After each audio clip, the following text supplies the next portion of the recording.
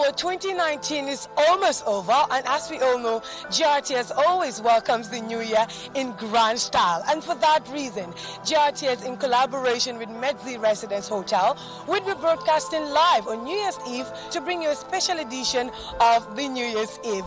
And our reporters and presenters will be on standby to bring you all the fascinating stories as the clock strikes 12 a.m. welcoming 2020 in a grand style. This will be airing live here on GRTS.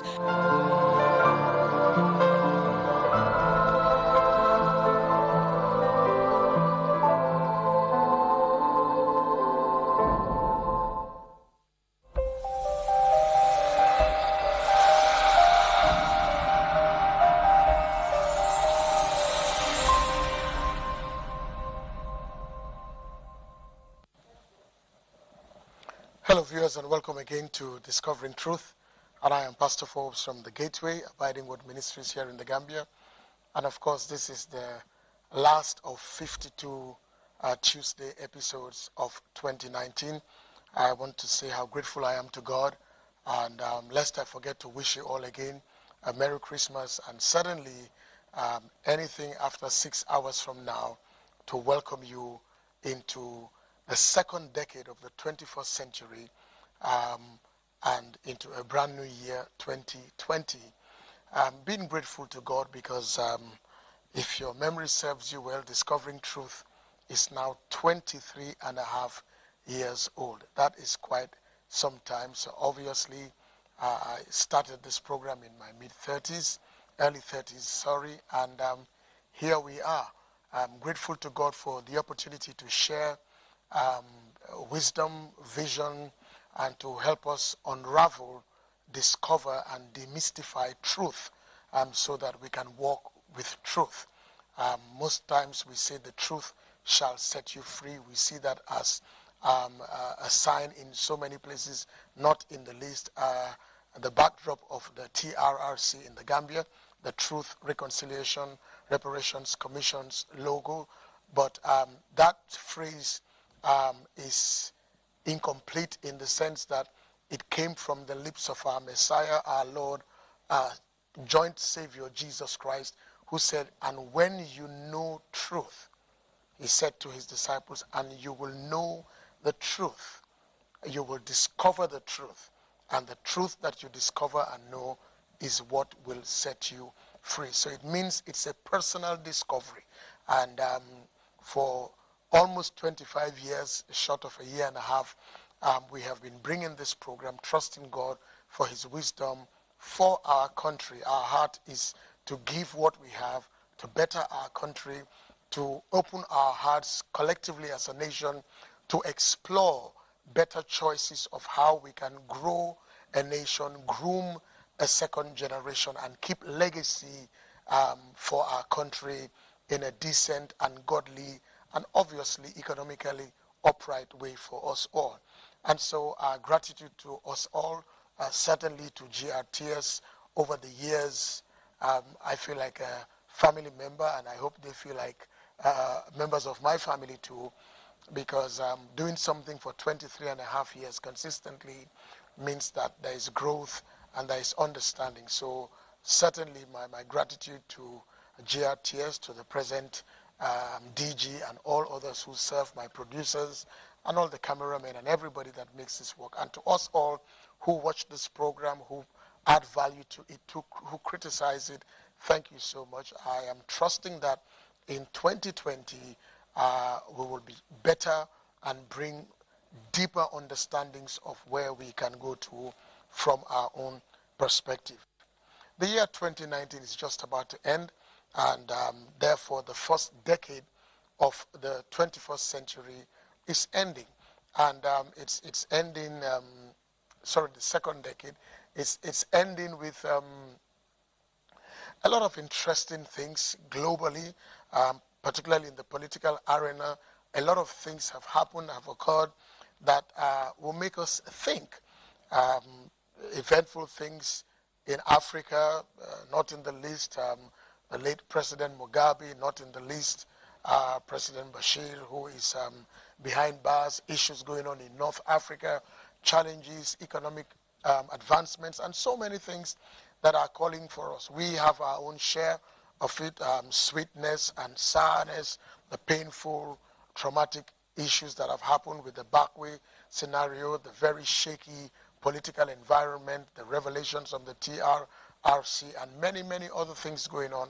And obviously the very virulent discourse going on secularism and its Gambian definitions, if I should call that. But let me say quickly that we have all known, ladies and gentlemen, as we wind down this year and start the third decade of the 21st century, it's a fact that the same methods, the same ways of doing things will definitely give us the same results.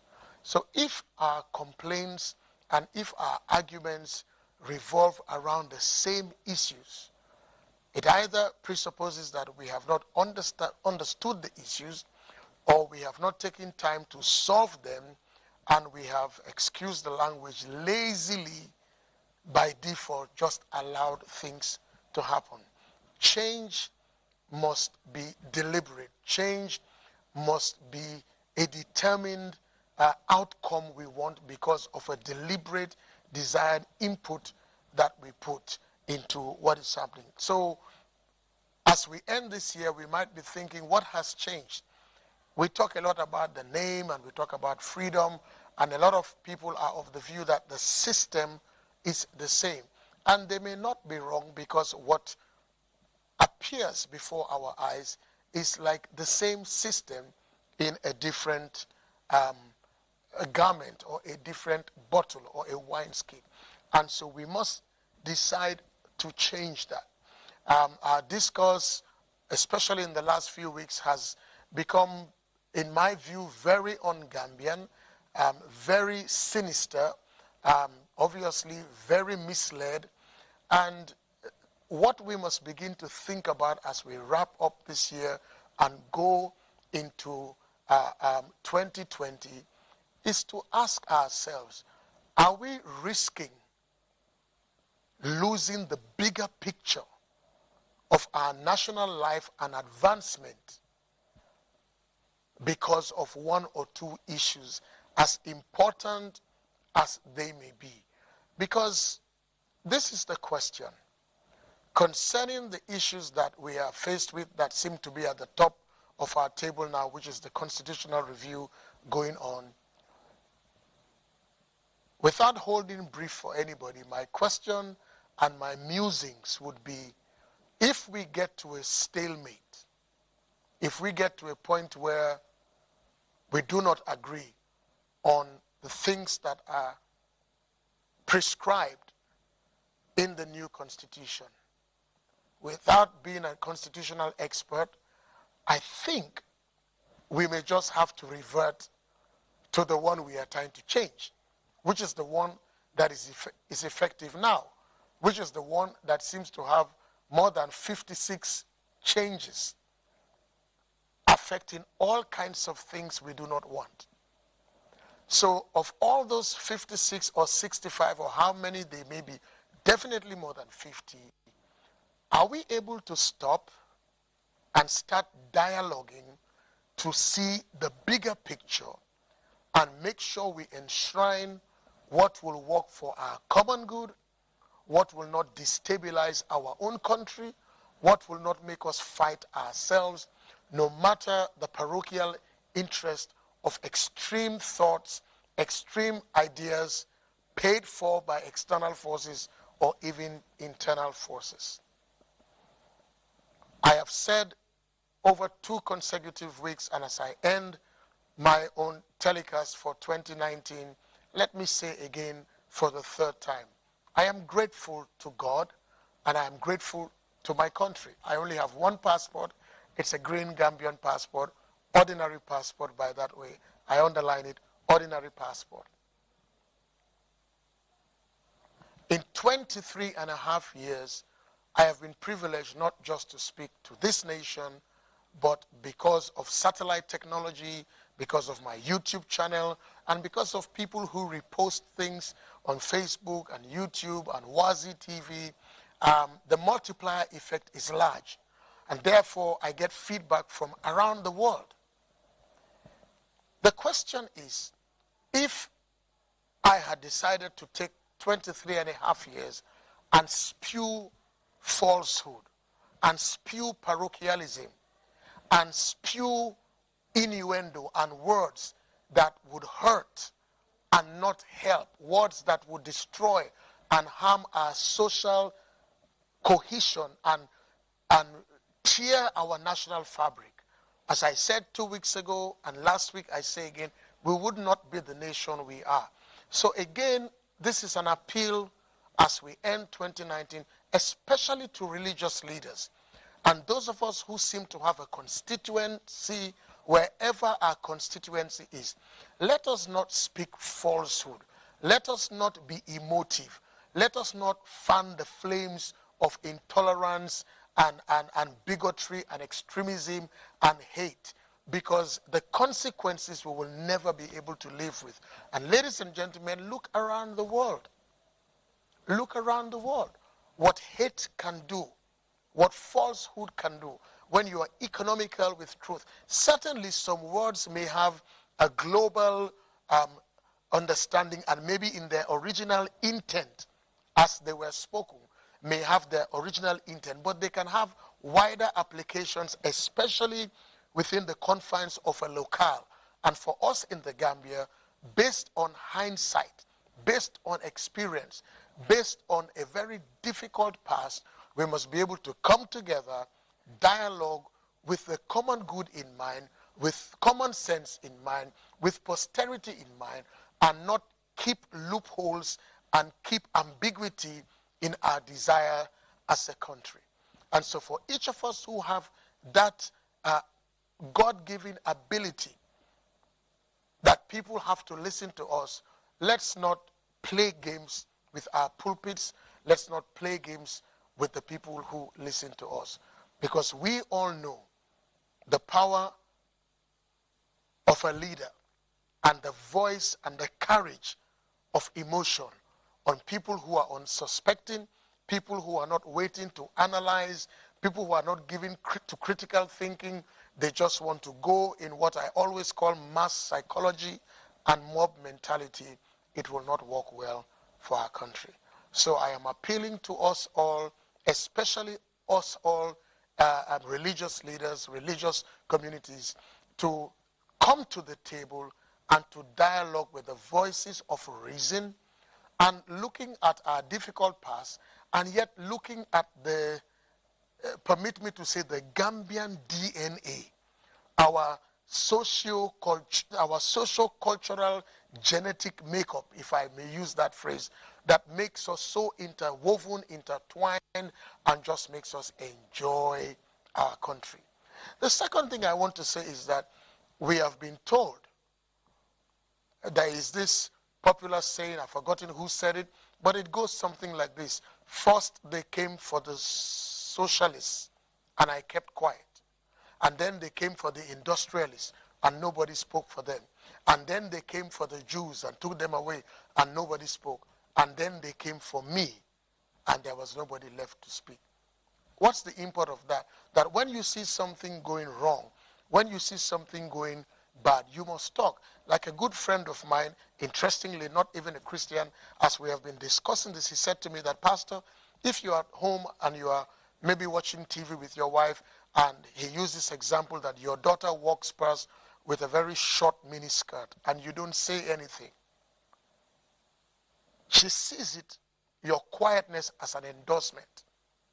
And so he says the next time the skirt will be shorter and shorter, and the next time she might even appear naked.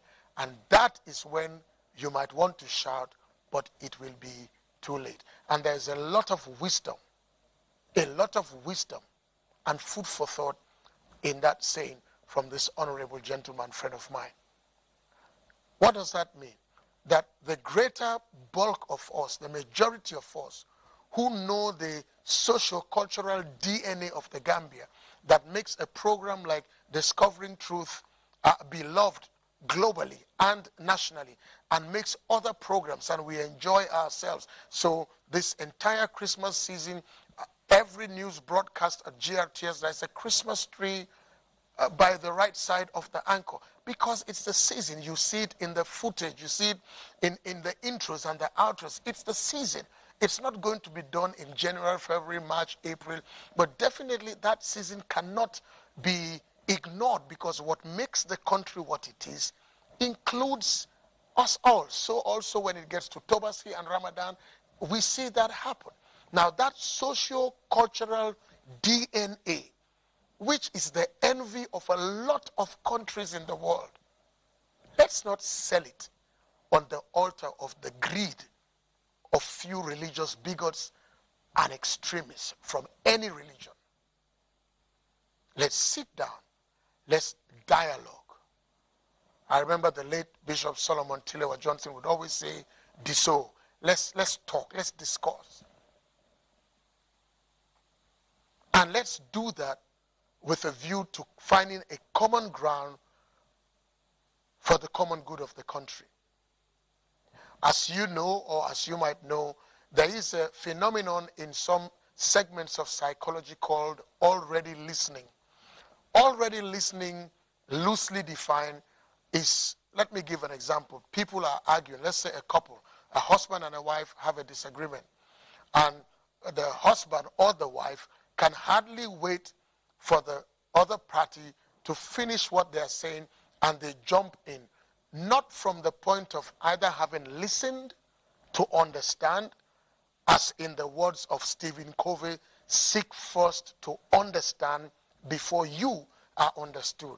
So if we listen with an already listening mindset when we come to the dialogue table, which table we must come to, so that those of us who are saying we want secular to be included in the Constitution, we don't want it to be implied, we put our thoughts in an ordered, organized, non-emotive, sensible, intelligent, possibly even legal way, within the confines of its implication on the Gambian Christian community.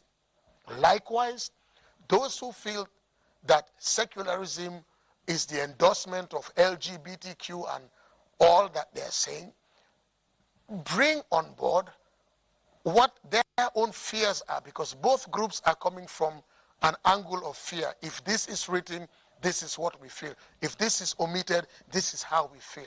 If we are able to dialogue, come to the table and listen to each other's founded fears, founded apprehensions, founded religious beliefs or even disbeliefs, somewhere from the two extremes, we will start inching in towards a place where we hear each other, understand each other, and we will bequeath a constitution that would outlive us, outlast us, and make this Gambia the smiling coast it should be for our children.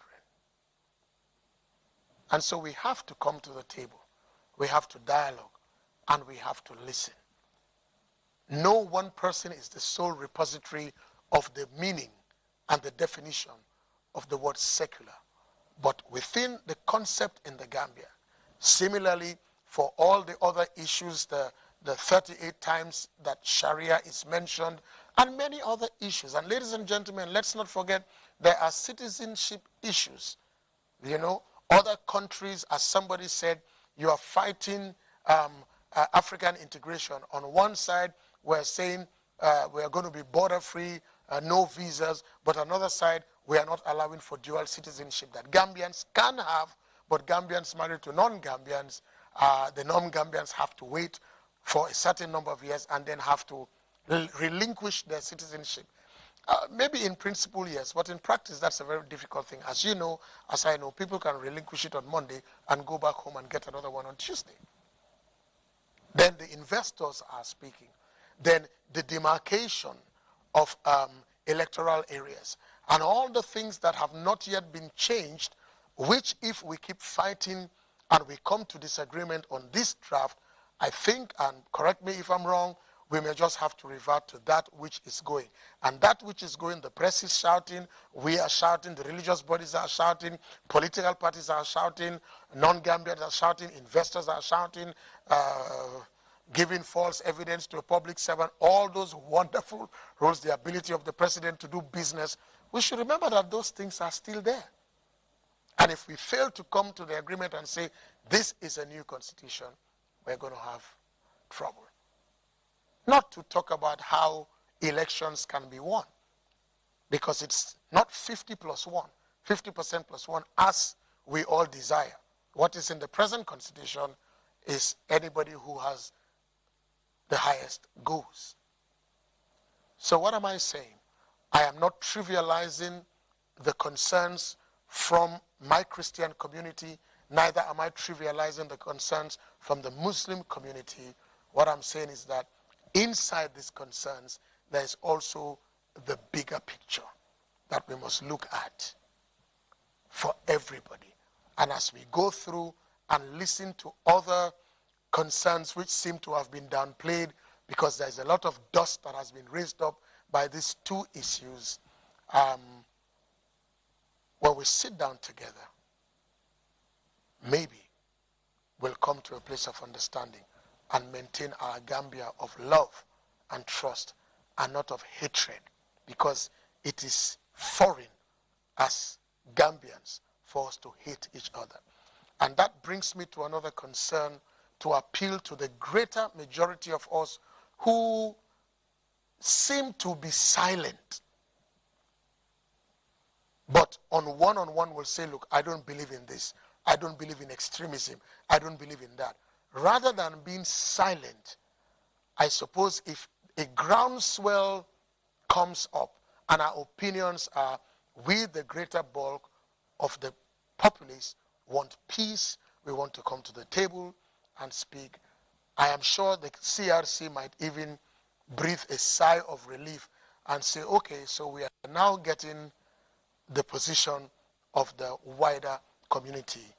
Because, ladies and gentlemen, there's a proverb that says, in a family of 5, 6, 8 children, it is not because one child is crying that you can tell that only that child is hungry. And yes, that child is hungry because the child has made his or her own hunger known actively, but there are other children also who are hungry. As this year comes to a close, my confidence is that we will scale this debacle, will scale this storm, because we are praying, we are engaging, and we will land safely. And one fine day, hopefully in 2020 or 2021 or thereabout, we'll have this constitution. We will all be grateful for the CRC themselves, will be grateful that such a huge national task and the burden thereof was given to them, and they are grateful that posterity will not judge them as being partisan, parochial, or burying their heads in the sand like an ostrich.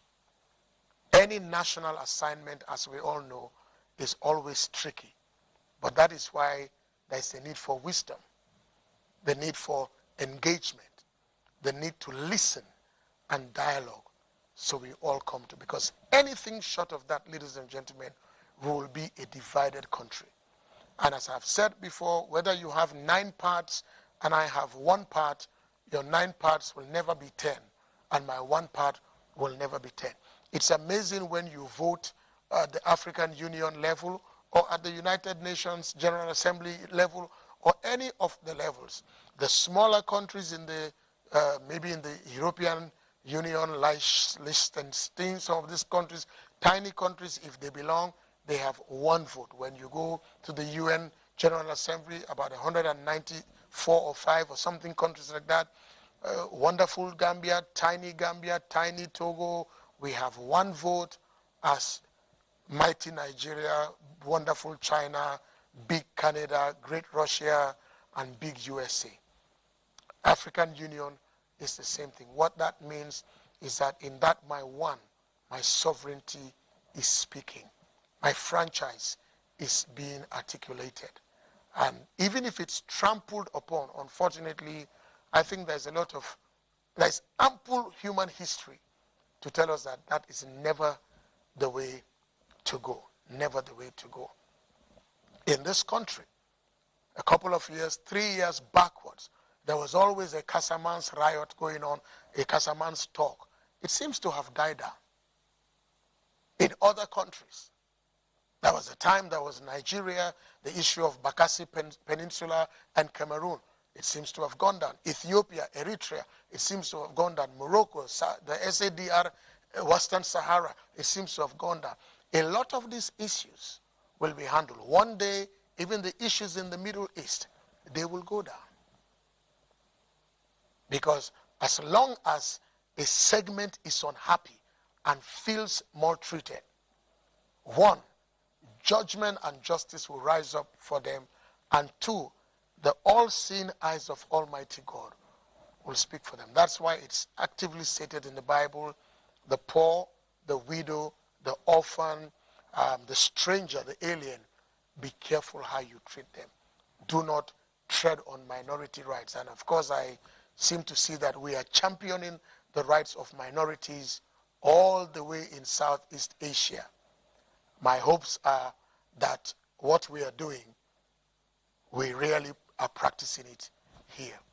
So as I wrap up and we say goodbye to 2019, my heart and my desire is that we wake up in 2020 with understanding, with peace, with love, with a listening ear for each other. And on that note, on behalf of my wife and my family, the Pastorate of Abiding Word Ministries, the Gatekeepers Global, we say Happy New Year in advance to us all. If you are free tonight, we welcome you at 9:45, 9:45 for an unforgettably memorable service as we transfer into 2020. God bless you all. Happy New Year in advance, and God bless the Gambia.